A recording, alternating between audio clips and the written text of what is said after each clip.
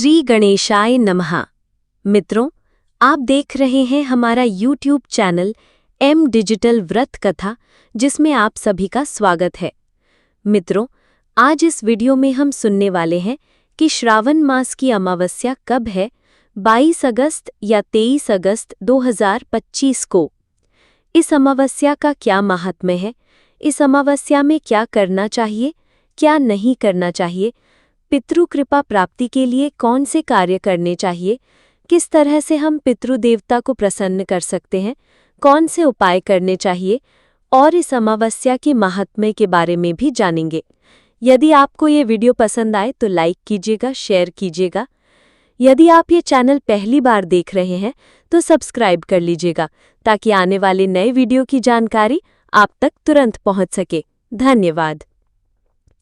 मित्रों, अमावस्या यानी पूर्ण अंधकार की तिथि, जिसमें चंद्रदेव दर्शन नहीं देते हैं। महीने में एक बार ये तिथि आती है, जिसे हम अमावस्या कहते हैं। ये तिथि अमावसु नामक पितरों को समर्पित है। ये हमारे पूर्वजों यानी हमारे स्वर्गवासी पितरों को समर्पित तिथि होती है। इसलिए ये तिथि प्रत्येक मनुष्य पर लागू होती है। हमारे पूर्वजों को याद करने, उनका स्मरण करने के लिए महीने में यही एक तिथि आती है। उनका नित्य स्मरण नहीं होता, क्योंकि वे भूत के रूप में हवा में रहते हैं, पितृलोक में रहते हैं। इसीलिए जो चले गए हैं, जिन्हें हम भूतकाल कहते हैं, उनका स्मरण नहीं होता। परंतु महीने में एक दिन ऐसा है जिसमें हम अपने चले गए स्वजनों का स्मरण करते हैं, उनके लिए दान पुण्य करते हैं, श्रद्धापूर्वक कुछ भोग अर्पित करते हैं, जिसे हम श्राद्ध कहते हैं। वे सभी कार्य आज होते हैं। हम पवित्र नदी में स्नान करते हैं, दान करते हैं, पीपल के वृक्ष को जल अर्पित करते हैं, पूजन करते हैं और ईश्वर का स्मरण करते हैं, ताकि हमारे पितरों को मोक्ष प्राप्त हो।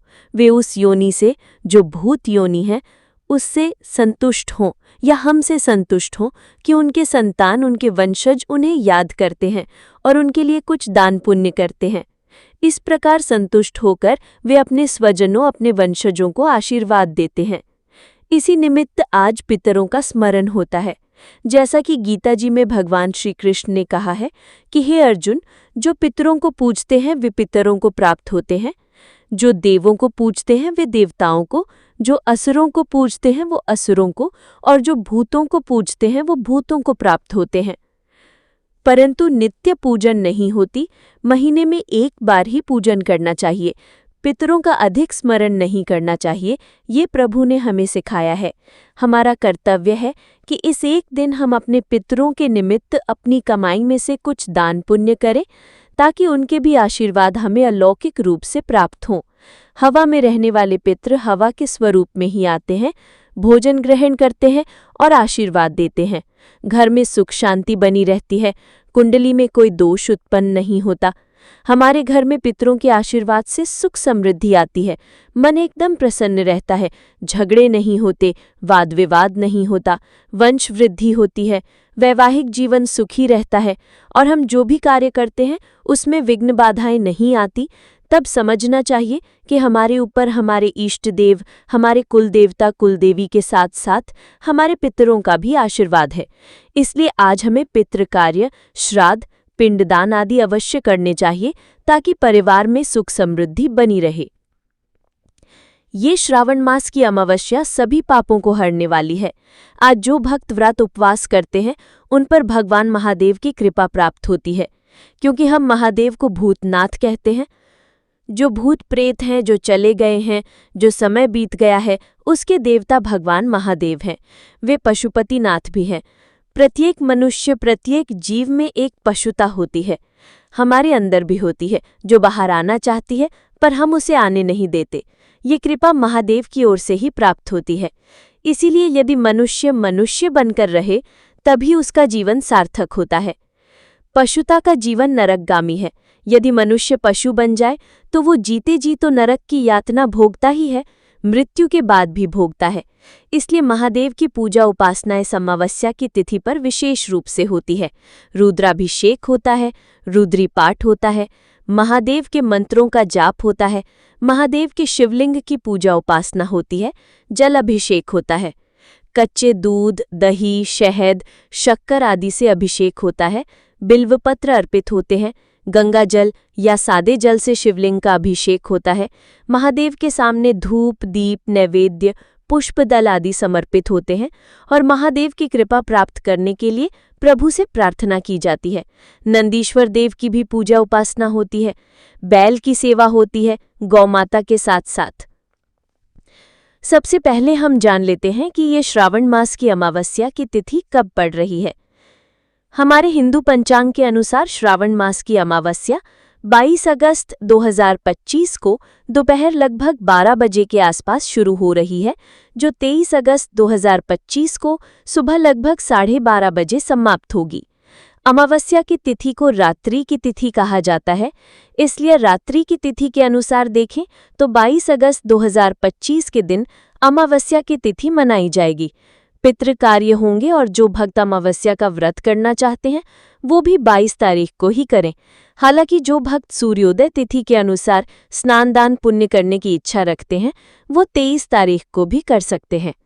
सूर्योदय तिथि के अनुसार देखें तो अमावस्या शनिवार को पड़ रही है, इसलिए इस श्रावण मास की अमावस्या को शनि अमावस्या के रूप में भी मनाया जाएगा। आज शनिदेव की पूजा आराधना होती है। शनिदेव की शिला की पूजा होती है, मूर्ति की नहीं। शनिदेव को सरसों का तेल अर्पित किया जाता है।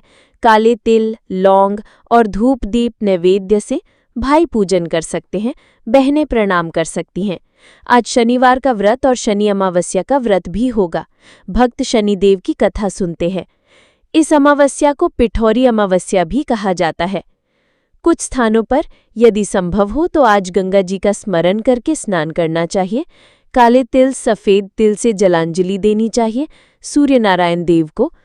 ऐसा कहा जाता है कि भाई सफ़ेद वस्त्र धारण करके और पितरों का तर्पण, श्राद्ध या फिर किसी ब्राह्मण द्वारा विधि विधान से पितरों की पूजा कराएं, ब्राह्मणों को भोजन कराएं और शिवजी का विधिवत पूजन करें तो पितृदेवता प्रसन्न होते हैं। पौराणिक कथा के अनुसार देवी पार्वती जी ने इंद्र की पत्नी शची को इस अमावस्या के व्रत का महिमा बताया था। धार्मिक मान्यता है कि आज संतान सुख की प्राप्ति के लिए और परिवार में सुख समृद्धि बनी रहे, इसके लिए सभी भक्त व्रत करते हैं। पिठौरी अमावस्या का व्रत बुद्धिमान, बलवान और सद्गुणी संतान की प्राप्ति के लिए किया जाता है। इस दिन पितरों की आत्मा की शांति के लिए विशेष पूजा अर्चना करके जरूरतमंदों को भोजन, वस्त्र, अन्न, छाता, जूते, चप्पल, घर का कोई सामान आदि दान किया जाता है, जिससे पितृ प्रसन्न होते हैं। इसी माध्यम से पितरों तक हर वस्तु पहुंचती है।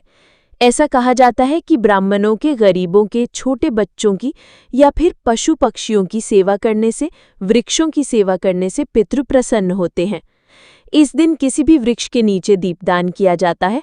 हालांकि पीपल का वृक्ष, वट वृक्ष और तुलसी का पौधा उत्तम है। इस दिन पीपल की पूजा करके 7 परिक्रमा की जाती है। सूत का धागा लपेटा जाता है। ऐसा करने से जीवन में शांति और सौभाग्य की प्राप्ति होती है। नकारात्मक ऊर्जा से मुक्ति मिलती है।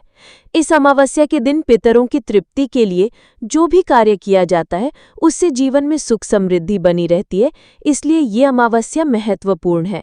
अमावस्या के दिन गाय, कुत्ते और कौवे को भोजन कराना शुभ माना जाता है और चींटियों को आटा भी डाला जाता है।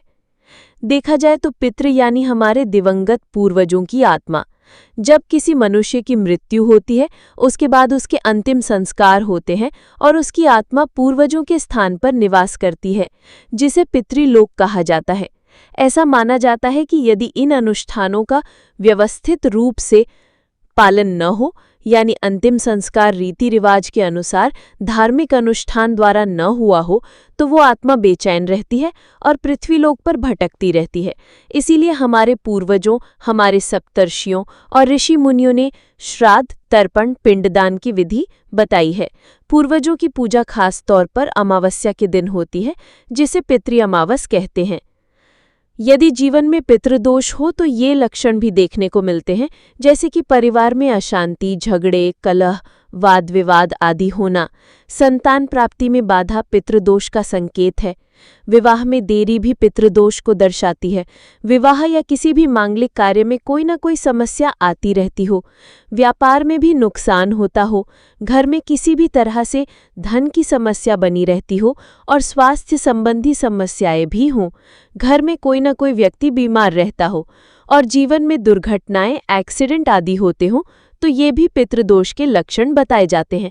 इसके अलावा भी अन्य लक्षण हैं, जैसे कि सपनों में उन पितरों के दर्शन होना जो अब नहीं रहे हैं, ये शुभ नहीं माना जाता।